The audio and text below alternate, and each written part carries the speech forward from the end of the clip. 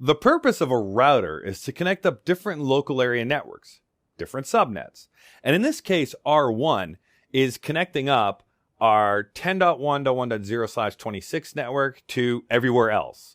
But specifically, it's directly connected to 10.1.12.0/24.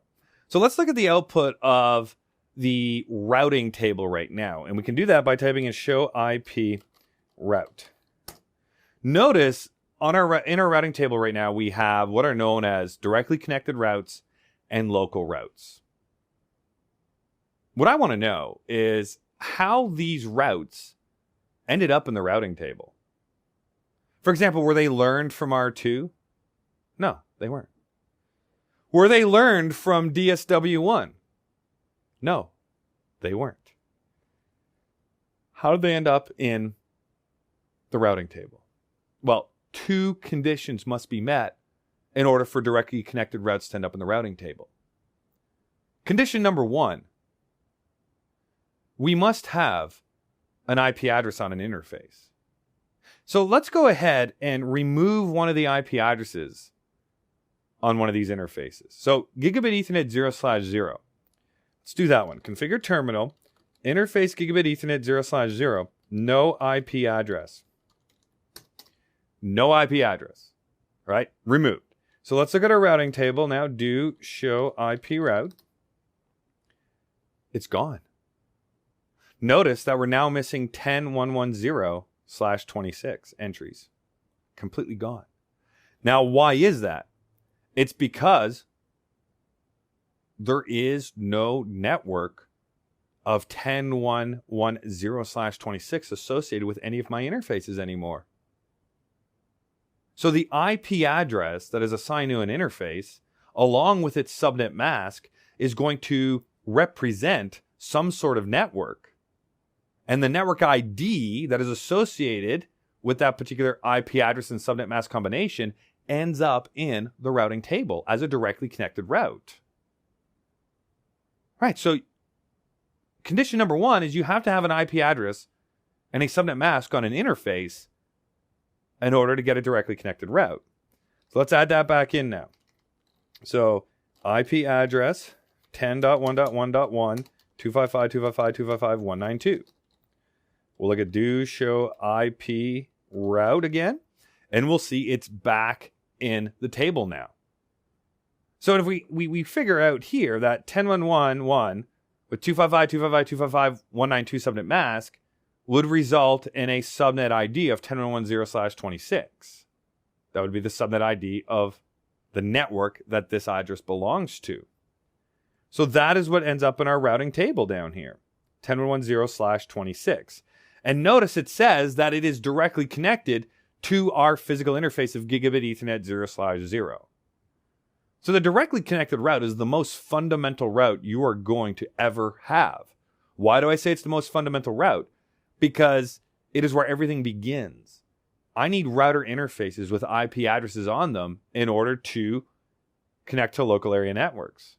As a result, those local area network subnet IDs end up in the routing table. And then from there, we can start using dynamic routing protocols, static routes, in order to get to other places that are connected to other routers. But those places only exist if you have a directly connected route. So it all starts with these directly connected routes. So condition number one, you need an IP address on an interface. Number two condition is that the interface must be up. So right now, if we look at the output of do show IP interface brief. So show IP interface brief says the interface is up. But what if I shut down that interface? What happens to the directly connected route? Notice it's in the routing table right now, right here. So now I'm going to shut down that interface of gig 0/0. And then let's look at the routing table again. The output of the routing table no longer contains the 10.1.1.0/26 network. The reason why is because even though there's an IP address on the interface is down. Well, if the interface is down, can I route traffic in and out of that interface? No. So therefore, should I even have it in my routing table? No. Should I tell other routers about it? No, definitely not. Why? Because it's down. Shut down. We can't even send packets in or out of the interface. So in order for a directly connected route to end up in the routing table, we need an IP address on the interface, and the interface must be up. So the interface must be enabled. Let's go ahead and re-enable that interface, no shutdown. And then once the interface comes back up, we're going to see that the directly connected route ends up back in our routing table. So show IP interface brief shows us that we are now up on gig 00. If we look at our routing table, we'll see that our routing table shows us that we now have the directly connected entry. What about these local routes? Why are they in here as well? Kind of seems redundant. Well, it's here because of the way our routing table is processed. Notice that the local route, it says it's directly connected because it is. But notice it's the IP address to 10.1.1.1. That's the IP address of the router interface. So the output of show IP interface brief shows us that that is the IP address of the router interface. But we did not type in a /32. We typed in 255.255.255.192, which is a /26. So why does the /32 end up here? Well, our routers process the routing table from the longest subnet mask to the shortest subnet mask. So it starts off by looking at /32s, then /31s, then /30s, 29s, 28s, 27s. All right, so all the way down to 0. But here is the reason why we have this specific entry here. Because 10.1.1.1 resides on this router interface. So if I receive a packet that's destined to 10.1.1.1, that's me. That's the router, locally. So should I not just accept that packet and do what it says right away? Why wait? Why delay?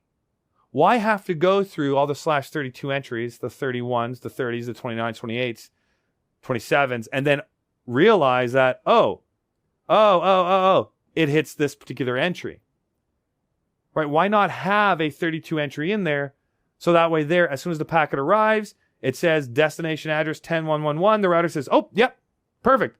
Entry hit right there in the routing table. That's locally. That's me. Case closed. There's no extra wasted effort going through other entries in the routing table to get down to 10.1.1.0/26, only to realize it's directly connected. Might as well have this extra entry added automatically by the router so it gets hit, executed, matched right away. So that's the local route. That's the local route, which matches the IP address of the router interface. And the directly connected route, right here, is the entry that is generated by having an IP address on an interface that is up, and the subnet ID of that network gets placed in the routing table.